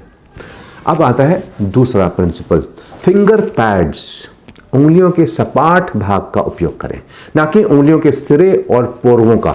जब आप स्तन पर रखेंगे तो आप ये फ्लैट पार्ट रखेंगे 3 उंगलियों का, ना कि ये करेंगे। स्तन स्पर्श परीक्षण में सेंसिटिविटी और स्पेसिफिसिटी, संवेदनशीलता और विशिष्टता का संतुलन बनाए रखना अत्यंत महत्वपूर्ण है, ताकि सामान्य गांठदारता और संभावित कैंसर की गांठ के बीच सही अंतर किया जा सके। और जो फिंगर पैड स्पर्श परीक्षण पद्धति को न्यूरोफिजियोलॉजी, बायोमैकेनिक्स और नैतिक विज्ञान के आधार पर विकसित किया गया है। प्रोटोकॉल के इस पहलू को समझने के लिए हमें संवेदी एकीकरण यानी sensory integration, mechanoreceptor activation that is यानी यांत्रिक संवेदक सक्रियण और प्रोप्रियोसेप्टिव फीडबैक की वैज्ञानिक पृष्ठभूमि को समझना आवश्यक है। तो संवेदी एकीकरण यानी सेंसरी इंटीग्रेशन क्या होता है? यह मस्तिष्क की वह क्षमता है जिसे वह शरीर और वातावरण से प्राप्त संवेदी सूचनाओं को एकत्रित कर अर्थपूर्ण प्रतिक्रिया उत्पन्न करता है। यांत्रिक संवेदक सक्रियण यानी मैकेनोरिसेप्टर एक्टिवेशन, यह एक विशेष प्रकार की संवेदी रिसेप्टर है जो स्पर्श, दबाव और कंपन जैसी यांत्रिक उत्तेजनाओं को पहचानते हैं और मस्तिष्क को संकेत भेजते हैं।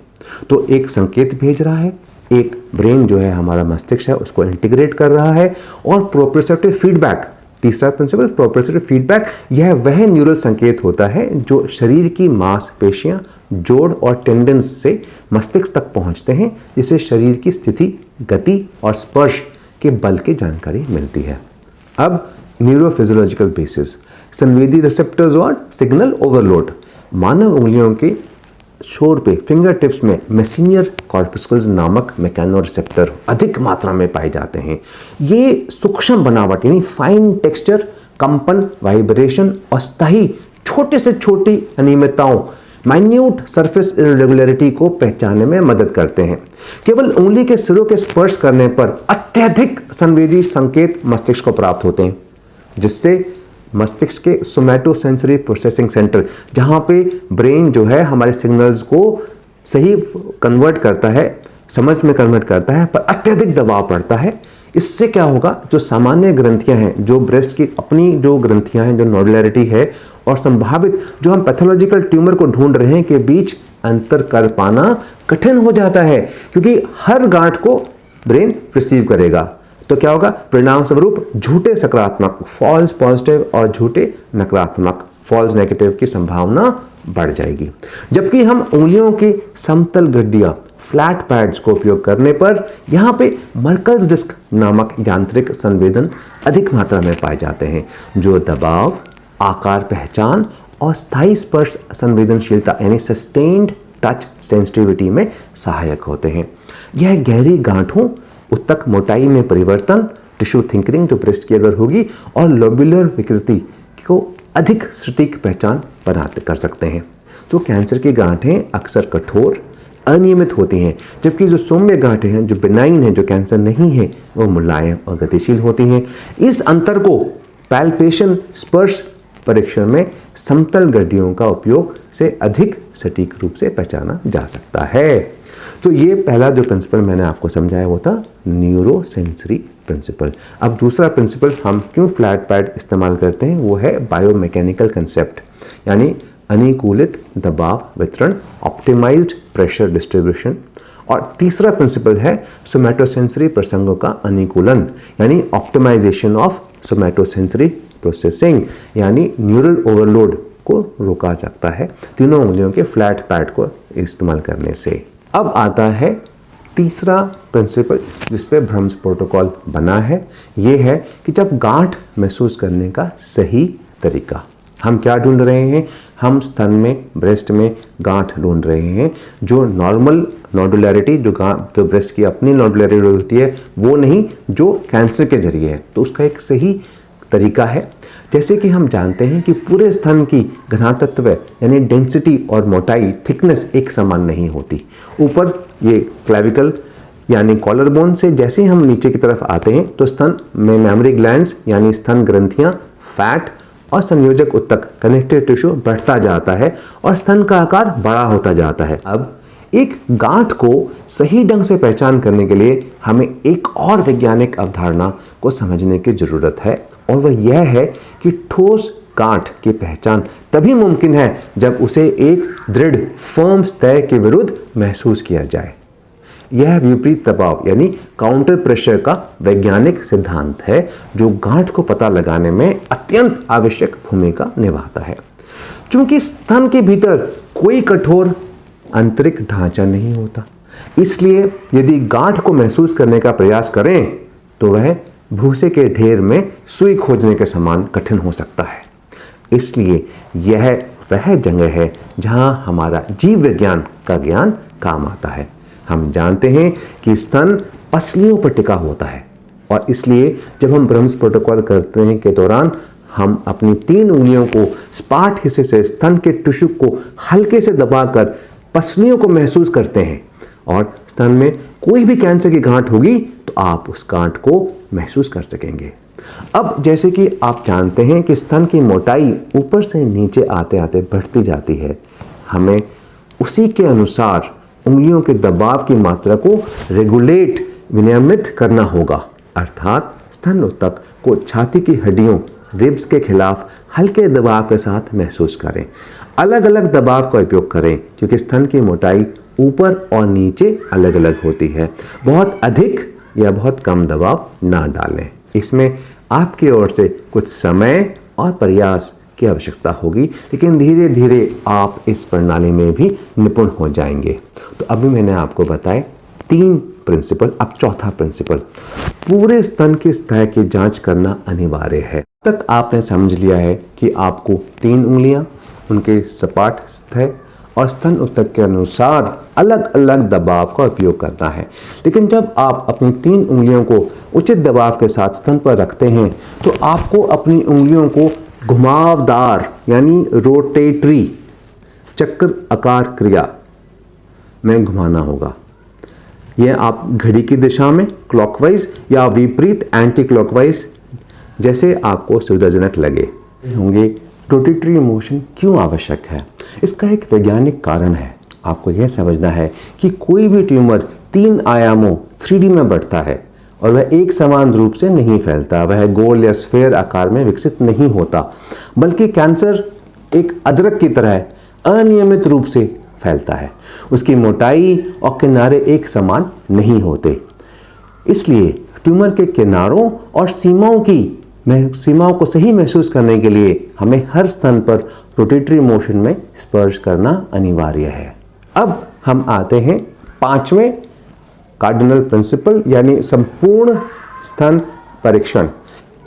स्तन परीक्षण की सटीकता यानी एक्यूरेसी और विश्वसनीयता, रिलायबिलिटी को अधिकतम करने के लिए यह आवश्यक है कि पूरे स्तन क्षेत्र का विस्तृत रूप से जांच की जाए। किसी भी अनियमित विधि अपनाने से स्पर्श परीक्षण की सेंसिटिविटी यानी संवेदनशीलता और स्पेसिफिसिटी यानी विशिष्टता प्रभावित हो सकती है। इसलिए सही स्पर्श परीक्षण करने के लिए हमें पहले स्तन की शारीरिक सीमाएं, एनाटॉमिकल बाउंड्री को समझना आवश्यक है। स्तन की शारीरिक सीमाएं, ऊपर की सीमा जो होती है उसको हम सुपीरियर बाउंड्री कहते हैं, वो क्लेविकल यानी कॉलर बोन है। ये जो आप हड्डी देख रहे हैं ये कॉलर बोन क्लेविकल है, ये उसकी ऊपर की सीमाएं हैं। स्टर्नम छाती की हड्डी, यह सुनिश्चित करता है कि स्तन का मध्य भाग की ठीक से पहचान हो। बाहरी सीमा यानी लैटरल बाउंड्री, यहाँ मिड एक्सिलरी लाइन यानी जो काख के बीच में से जो अगर आप एक लाइन नीचे ड्रॉ करेंगे उसे हम मिड एक्सिलरी लाइन कहते हैं। स्तन यहाँ तक आता है, मिड एक्सिलरी लाइन तक स्तन जो है वो यहाँ तक आता है, मिड एक्सिलरी लाइन तक। ठीक है, तो ये इसकी बाहर की आउटरी सीमा है और यह सुनिश्चित करता है कि जो ब्रेस्ट का स्तन का पार्ट जो इधर आता है, जैसे हम टेल ऑफ स्पेंस कहते हैं, वो भी आप जांच सही से शामिल करें अपनी जांच में। तो आप मैंने आपको जो नीचे वाली पार्ट है, जो सबसे नीचे और जो निचली सीमा है, inferior boundary, infra memory fold कहा जाता है। यहाँ स्तन छाती की दीवार से मिलता है। अब मैं आपको बताने जा रहा हूँ स्तन स्पर्श परीक्षण करने के लिए 3 वैज्ञानिक विधियाँ, जिन्हें आपको समझना है और अपनी सुविधा और सहूलियत के अनुसार इनमें से किसी भी एक विधि को आप इस्तेमाल कर सकते हैं। स्तन में गांठ ढूंढने की कोशिश करते समय तीनों की सेम सेंसिटिविटी और स्पेसिफिसिटी है। तो सबसे पहला जो तरीका है वो है घड़ी पैटर्न। घड़ी पैटर्न विधि एक वृत्तीय सर्कुलर प्रक्रिया पर आधारित है, जो घड़ी के डायल को पढ़ने के तरीके के समान होती है। यह तकनीक समग्र कवरेज यानी पूरे ब्रेस्ट को कवरेज करने में सुनिश्चित करती है और पहचान की सटीकता को बढ़ाती है। तो इसका पहला चरण, पहले में आपने क्या करना है, स्तन को एक घड़ी के डायल के रूप में कल्पना करें। घड़ी का ये एक घड़ी का डायल के रूप में आप इसे कल्पना करें, जिसमें निपल जो है आपका सेंट्रल केंद्र, पिवट पॉइंट के रूप में होगा, जहां पे आपकी सुइयां अटैच होती हैं। स्तन के विभिन्न क्षेत्रों की घड़ियों की पोजीशन यानी क्लॉक पोजीशंस के रूप में विभाजित करें। 12 बजे ऊपरी भाग कॉलर बोन के ठीक नीचे, 3 बजे बाहरी भाग काख के अंदर, 6 बजे निचला भाग इंफ्रा मेमोरी फोल्ड के पास, 9 बजे भीतरी भाग स्टर्नम के पास। तो ये आपका पहला स्टेप हुआ। पहले स्टेप में आपने स्तन को एक घड़ी के डायल की तरह कल्पना की और अलग अलग पार्ट्स को आपने अलग अलग टाइम के हिसाब से फिक्स किया। दूसरा चरण, स्पर्श परीक्षण को 12 बजे की स्थिति से शुरू करें। घड़ी की दिशा या तो आप क्लॉकवाइज जा सकते हैं या उल्टी दिशा काउंटर क्लॉकवाइज में धीरे धीरे कंसेंट्रिक मूवमेंट में आगे बढ़ते जाइए, ताकि आप पूरे स्तन को समान रूप से जांच की जा सके। चरण 3, एक पूरा वृत्त रोटेशन पूरा करने के बाद, अब आपने पूरा रोटेशन बाहर से ले लिया, अब आप रेडियस थोड़ा कम करें, यानी बड़े घेरे से छोटे घेरे बनाते हुए पूरे स्तन की निरीक्षण करें और निपल की ओर वृत्तीय स्पर्श परीक्षण जारी रखें। बाहर से अंदर, बाहर बड़ा सर्कल आपने पूरा सर्कल लग किया, उसके बाद आपके सर्कल ये छोटे होते गए और आप एंड में निपल तक पहुंच गए, यानी बाहर से अंदर। अब बाहर से अंदरूनी क्षेत्र की ओर धीरे धीरे बढ़ते रहें। प्रत्येक स्थिति पर रोटेटरी मोशन स्पर्श टेक्निक का उपयोग करना ना भूलें। दबाव की तीव्रता को आवश्यकता अनुसार समायोजित करें, जैसे कि कार्डिनल सिद्धांत 4 में मैंने आपको बताया है। ये घड़ी पैटर्न विधि है, यह एक साइंटिफिक एडवांटेज देती है।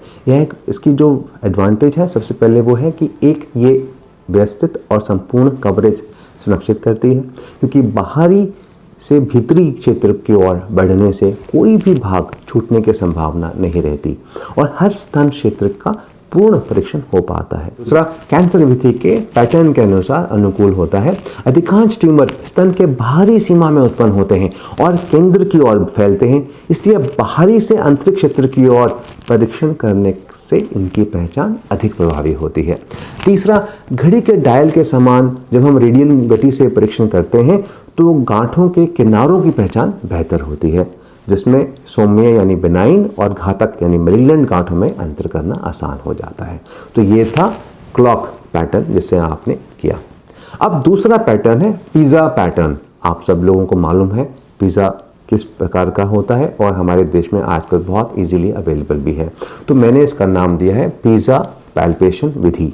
यह विधि स्पर्श संवेदनशीलता यानी टैक्टाइल सेंसिटिविटी को बढ़ाती है और स्तन की सतह को पूरी तरह से कवर करने में मदद करती है, जिससे आप गहराई में भी अगर कोई गांठ हुई उसकी पहचान कर पाएंगे।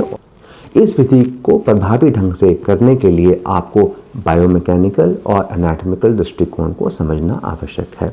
स्तन एक त्रिआयामी 3 डायमेंशनल ग्रंथीय ग्लैंडुलर अंग है, जिसमें लॉब्यूल्स होते हैं, जैसे मैंने आपको पहले बताया, और डक्ट्स होते हैं और वसाविक्त उत्तक बेडिपोज टिश्यू होता है, जो निप्पल से बाहर की ओर फैलता है। निप्पल से बाहर की ओर फैलता है। जिस प्रकार एक ही केंद्र बिंदु से किरणें समस्त 360 डिग्री दिशाओं में समान रूप से विकीर्ण होती हैं।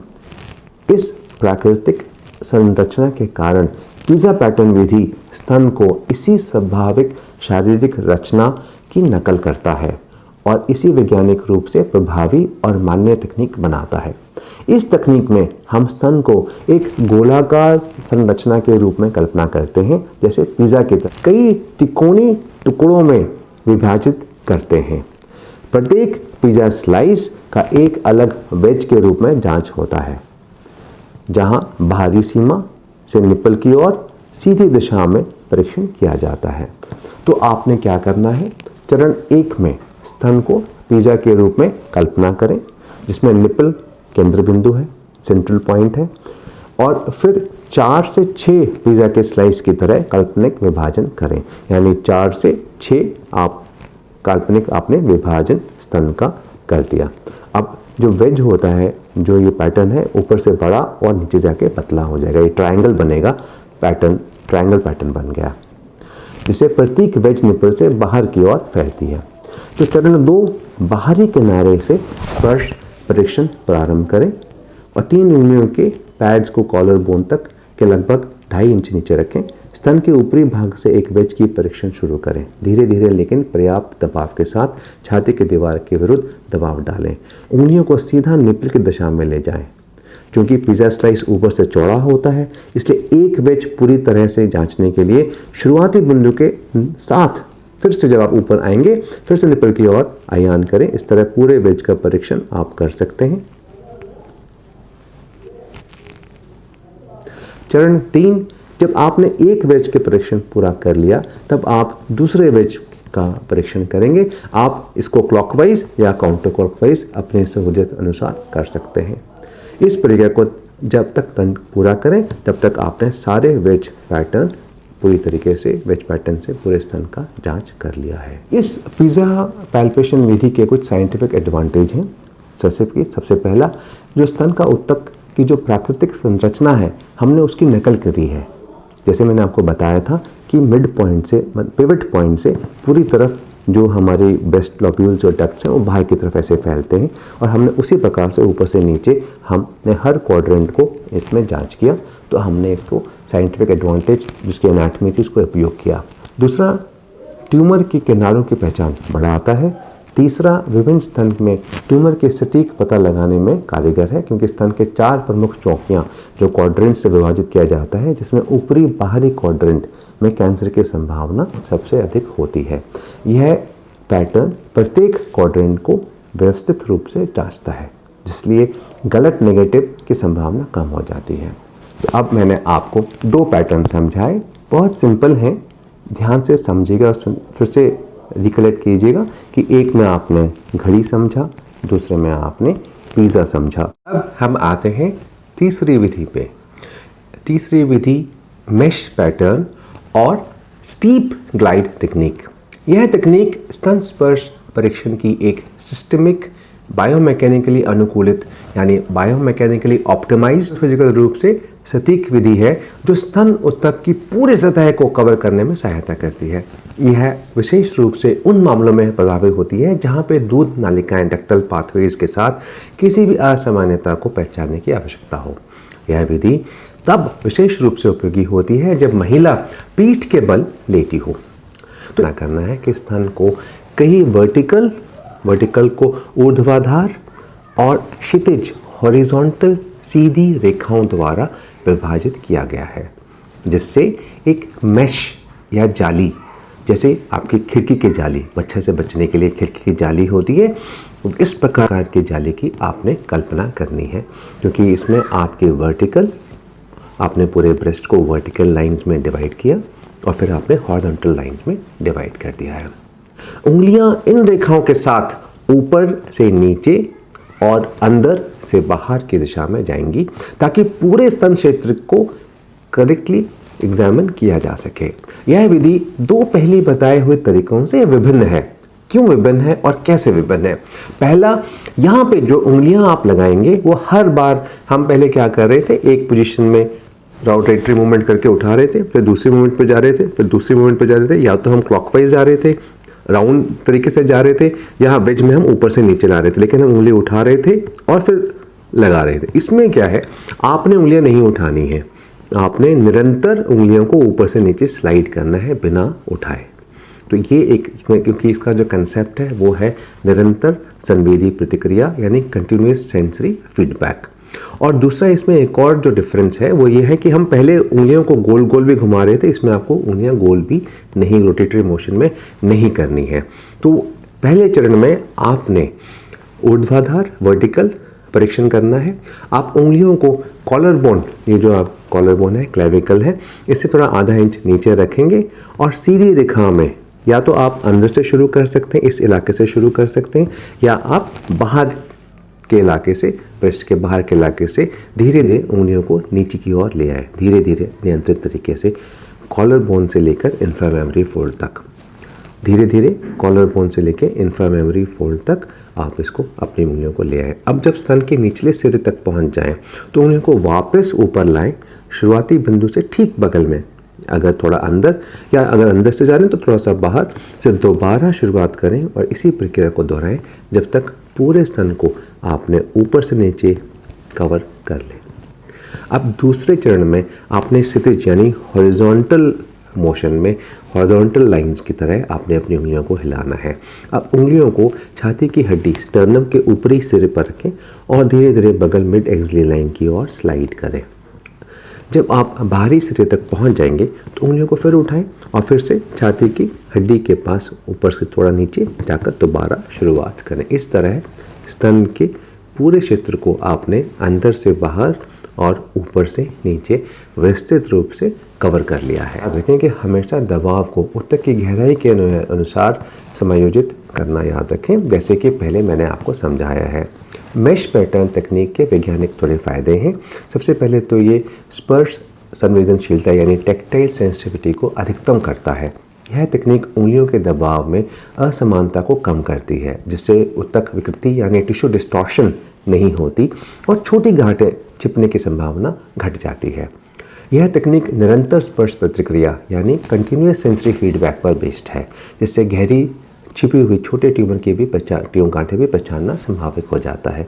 और इसलिए दबाव और उठाव, जैसे मैंने आपको पहले बताया, प्रेस एंड लिफ्ट पद्धति की तुलना में झूठे नकारात्मक परिणाम, फॉल्स नेगेटिव रिजल्ट्स कम हो जाते हैं।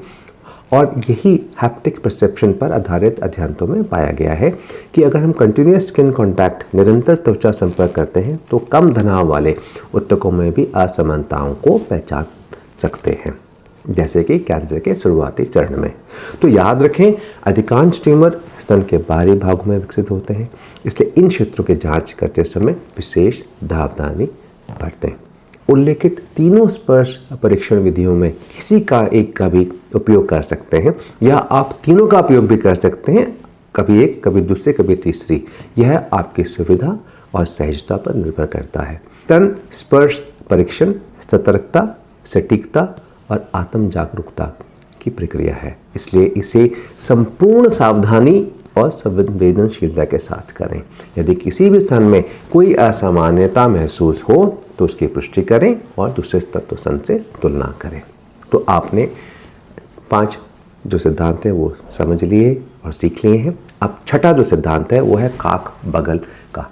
काक को हम बगल भी कहते हैं, इसको हम अंडकोश भी कहते हैं और अंग्रेजी में एक्जिला या आर्मपिट कहते हैं। आपको एक महत्वपूर्ण जैविक तथ्य जानना आवश्यक है कि स्तनों में पाया गया लगभग 75% लसिका यानी लिम्फ द्रव एक्जिला के लिम्फ नोड्स में निकलता है। तो लसिका क्या है, लिम्फ क्या है? एक पारदर्शी पानी जैसा द्रव होता है जो शरीर के लसिका तंत्र में प्रभावित होता है। इसमें व्हाइट ब्लड सेल्स यानी श्वेत रक्त कोशिकाएं होती हैं, पोषक तत्व होता है और अन्य महत्वपूर्ण पदार्थ भी होते हैं। यह रोग प्रतिरोधक तंत्र यानी हमारे इम्यून सिस्टम का बहुत महत्वपूर्ण हिस्सा है जो कैंसर में लड़ने में मदद करता है। अब लिम्फ नोड्स क्या होते हैं? ये शरीर की सेना के किले, फोर्ट होते हैं। जो ऐसा होता है, जो हमारे जो शरीर के सैनिक हैं वो इन किलों में रहते हैं, तो जो रोग जनकों और कैंसर कोशिकाओं से लड़ने में महत्वपूर्ण भूमिका निभाते हैं। शरीर में ये नोड्स लसिका वाहिकाओं लिम्फेटिक वेसल्स के माध्यम से आपस में जुड़े होते हैं, जिसमें कैंसर के सेल्स कोशिकाओं के एक हिस्से से दूसरे हिस्से तक फैल सकते हैं। बगल में लिम्फ नोड्स की जांच आवश्यक है। क्यों? क्योंकि स्तन कैंसर जल्दी ही लसिका प्रवाह लिम्फेटिक सिस्टम में फैलता है और अक्सर स्तन में गांठ बनने से पहले ही लिम्फ नोड्स बगल में सूजन पैदा कर सकते हैं। बगल के लिम्फ नोड्स की जांच से कैंसर की अवस्था यानी स्टेजिंग और फैलाव यानी मेटास्टेसिस का अनुमान लगाया जा सकता है। तो बगल एक्जिला में लगभग 30 से 40 लिम्फ नोड्स होते हैं जो अलग अलग समूहों में विभाजित होते हैं। सामने की दीवार यानी एंटीरियर वॉल, इसको हम पेक्टोरल नोड्स कहते हैं। पीछे की दीवार पोस्टीरियर वॉल, सबस्कैप्सुलर नोड्स होते हैं। केंद्र में सेंट्रल नोड्स होते हैं। ऊपर छत रूफ में अपेकल नोड्स होते हैं और अंदर की दीवार मीडियल दीवार में इंटरकोस्टल नर्व्स होते हैं, जिसे हम रोटर्स नोड्स भी कहते हैं। बगल के लिम्फ नोड्स की जांच करने के लिए बगल को एक उल्टे कप, एक इन्वर्टेड कप की तरह कल्पना करें। ये कप है, इसको आप, जिसमें दीवारें सामने, पीछे, अंदर और बाहर की सीमाएं होती हैं और छत में अपेकल और सबक्लेविकुलर लिम्फ नोड्स होते हैं। सही विधि ये है कि 3 उंगलियों का प्रयोग करें जैसे आप पहले कर रहे थे। हल्का लेकिन स्थिर दबाव डालें और सर्कुलर मोशन में स्पर्श करें, क्योंकि लिम्फ नोड्स छोटे, गोल और हिलने डुलने वाले होते हैं। तो दीवार से दीवार की जांच करनी है आपको। सामने की दीवार एंटीरियर वॉल को छाती की मांसपेशियों पर हल्के से दबाव डालें, बाहर की तरफ दबाव डालें और ऊपर नीचे घुमाएं। पीछे की दीवार के लिए आपका हाथ पलटेगा और पीठ की ओर हाथ ले जाकर स्पर्श करें। भीतर की दीवार के लिए मीडियल वॉल अंदर की ओर लिम्फ नोड्स का महसूस करें और बाहर की दीवार लैटरल वॉल को बाहरी क्षेत्र से लिम्फ नोड्स की जांच करें। ऊपरी रूफ थोड़ा ध्यान से कीजिएगा, आपकी उंगलियां दर्द ना करें। अपेकल लिम्फ नोड्स की जांच करें। आप सोच रहे होंगे कि क्या महसूस करना है। सामान्य लिम्फ नोड्स छोटे, कोमल और बिना दर्द के होते हैं और आमतौर पे वो इतने छोटे हैं कि आप उन्हें महसूस नहीं कर पाएंगे। जो कैंसरग्रस्त लिम्फ नोड्स होते हैं वो बड़े यानी आपको महसूस होंगे और इनमें भी कभी दर्द नहीं होता, लेकिन ये धीरे धीरे बढ़ते जाते हैं और कठोर और एक दूसरे से चिपके भी हो सकते हैं, जिसे हम मैटेड नोड्स कहते हैं। और आमतौर पर केवल एक तरह के यूनिलैटरल इन्वॉल्व होते हैं, यानी अगर राइट साइड का ब्रेस्ट है तो राइट साइड के लिम्फ नोड्स आपको इन्वॉल्व मिलेंगे, जबकि लेफ्ट साइड में जब आप जांच करेंगे तो वहाँ आपको ये नहीं मिलेंगे। कई बार, जैसे मैंने आपको पहले भी कहा, कि लिम्फ नोड्स ही कैंसर का पहला संकेत हो सकते हैं, स्तन में गांठ महसूस होने से भी पहले। इसलिए काख यानी एक्जिला की जांच को प्राथमिकता दें। बगल की जांच केवल स्तन परीक्षण का पूरक नहीं है, यह स्तन कैंसर के शुरुआती संकेतों को पकड़ने का एक अनिवार्य हिस्सा है। यदि आप बगल के जांच को प्राथमिकता देते हैं, आप न केवल कैंसर का शीघ्र पता लगा सकते हैं, बल्कि समय पर उपचार करवाकर जान बचाने में भी मदद कर सकते हैं। याद रखिए, ज्ञान, सतर्कता और ब्रह्मस प्रोटोकॉल ही बचाव का सबसे बड़ा हथियार है। अब आखिरी और 7वां सिद्धांत और प्रिंसिपल जो आपको एग्जामिन करना है वो है निप्पल। निप्पल और एरुला को हम निप्पल एरुला कॉम्प्लेक्स NAC कहते हैं। NAC स्तन का एक महत्वपूर्ण संरचनात्मक और कार्यात्मक भाग होता है। यह एक्सोक्राइन ग्लैंड्स और संवेदी तंत्रिकाओं सेंसरी इनोवेशन की एक जटिल तंत्र है। इसके दूध वाहिनी नलिकाओं लैक्टिफेज डक्ट से सीधा जुड़ाव होने के कारण यह स्तन कैंसर की जांच में एक महत्वपूर्ण नैदिक स्थल, डायग्नोस्टिक साइट माना जाता है। निप्पल में 15 से 20 दूध वाहिनी नलिकाएं होती हैं जो दूध का इंजेक्शन, दूध स्राव में सहायता करती हैं। और एरुला जो है, इसमें मोंटगेमरी ग्लैंड्स पाई जाती हैं जो लुब्रिकेशन प्रदान करती हैं। निप्पल का परीक्षण मुख्य रूप से थंब और इंडेक्स फिंगर के उपयोग करें, यानी थंब आपका अंगूठा और इंडेक्स फिंगर का उपयोग करें। निप्पल के आधार को, बेस को धीरे से दबाएं और हल्के से केंद्र की ओर दबाएं, बढ़ाते रहें। किसी भी प्रकार का स्राव, डिस्चार्ज जो आपको निप्पल से दिखेगा उसको ध्यानपूर्वक देखें और इसमें इसका जो रंग है वो देखें, इसका गाढ़ापन यानी कंसिस्टेंसी देखें और मात्रा, वॉल्यूम का निरीक्षण करें। जैसे कि मैंने आपको बताया, जो डिस्चार्ज होता है वो खूनी भी हो सकता है, सीरोसैंजिनस पानी की तरह भी हो सकता है, या खून और पानी मिला हुआ भी हो सकता है। और लगभग 30% जिन महिलाओं को यहाँ द्राव था वो कैंसर उनमें निकला। तो ये बहुत ध्यान से देखने की चीज़ है। अब आते हैं एरुला की जांच। उद्देश्य त्वचा के नीचे गांठों का असामान्य कठोरता को पता लगाना है। इसकी तकनीक है बहुत सिंपल, सेम टेक्निक है। आप तीनों उंगलियों को एरुला के चारों ओर हल्के दबाव के साथ सर्कुलर मोशन में स्पर्श करें। कोई भी असमानता महसूस करें, जैसे त्वचा के नीचे मोटापन या गांठ, मोंटगोमरी ग्लैंड्स में असामान्यता सूजन भी हो सकती है और निपल और एरुला की जांच आवश्यक है, क्योंकि लगभग 10 से % स्तन कैंसर मामलों में निपल में असमानताएं और श्राव पाया गया है। स्तन कैंसर का अधिकतर हिस्सा दूध वाहिनी नालिकाओं यानी डक्टल एपिथेलियम से ही उत्पन्न होता है, इसलिए निपल की जांच महत्वपूर्ण है। कैंसर से जुड़ी असामान्य स्राव और संरचनात्मक परिवर्तन प्रारंभिक संकेत हो सकते हैं। तो मैंने आपको ये 7 कार्डिनल प्रिंसिपल ब्रह्म्स प्रोटोकॉल के आपको बताए हैं और ब्रह्म्स प्रोटोकॉल की विधि के अंत में कुछ विशेष और महत्वपूर्ण तथ्य और पहलू जो मैं चाहूँगा कि आप पूर्ण मनोयोग एवं गंभीरता के साथ समझें और चिरस्थायी स्मरण में संजोर कर रखें। सबसे पहला, फॉल्स पॉजिटिव, फॉल्स अलार्म। कभी कभी जो गांठ आपको महसूस होती है वह केवल सामान्य स्तन ग्रंथि, सिस्ट या फाइब्रोएडेनोमा या अन्य किसी सौम्य यानी बिनाइन स्थिति की वजह से भी हो सकती है, जिसके लिए किसी उपचार की आवश्यकता नहीं होती। स्तन में कोई भी गांठ महसूस होना बहुत तनावपूर्ण हो सकता है और इस तनाव मुक्त होने के लिए डॉक्टरी जांच अनिवार्य है। कृपया समझें कि कैंसर के मामले में दूसरा मौका नहीं मिलता। दूसरी चीज़ जो मैं आपको बताना चाहता हूं कि ब्रह्म्स प्रोटोकॉल केवल एक स्क्रीनिंग विधि है, ना कि निदान डायग्नोस्टिक करने की विधि। इसलिए ब्रह्म्स प्रोटोकॉल एक डॉक्टर द्वारा मूल्यांकन या स्तन की मैमोग्राफिक और अल्ट्रासाउंड द्वारा किए गए स्तनों की रेडियोलॉजिकल स्क्रीनिंग का विकल्प नहीं है। यानी यह डॉक्टर द्वारा की गई जांच और रेडियोलॉजिकल इवैल्यूएशन का सब्स्टिट्यूट नहीं है। इसलिए यदि आपको कोई भी असमानताएं दिखती हैं या संदेह है तो आपको तुरंत डॉक्टर से परामर्श करना चाहिए और उसके अनुसार जांच करवानी है। तीसरा संदेश, हमारे देश की मिनिस्ट्री ऑफ हेल्थ और सभी ब्रेस्ट कैंसर की गाइडलाइंस में पारंपरिक रूप से मैमोग्राफी 40 वर्ष की उम्र से करने की सिफारिश करती है, लेकिन महिलाओं में कम उम्र में भी स्तन कैंसर के मामले तेजी से बढ़ रहे हैं। अंतर्राष्ट्रीय स्तर पर किए गए हालिया शोध स्पष्ट रूप से दर्शाते हैं कि 50 वर्ष से कम उम्र की महिलाओं में स्तन कैंसर के मामले चिंताजनक दर से बढ़ रहे हैं। ग्लोबल कैंसर ऑब्जर्वेटरी ग्लोबोकैन 2022 की रिपोर्ट के अनुसार भारत में स्तन कैंसर के मामले में भी लगभग 25% से अधिक युवा महिलाएं यानी 50 साल से कम वर्ष की उम्र में उन्हें स्तन कैंसर पाया गया। युवा महिलाओं में पाया जाने वाला स्तन कैंसर अधिक आक्रामक है और कई मामलों में ट्रिपल नेगेटिव ब्रेस्ट कैंसर जैसी जटिल अवस्थाएं देखने को मिली हैं, जो उपचार को और अधिक चुनौतीपूर्ण बना देती हैं।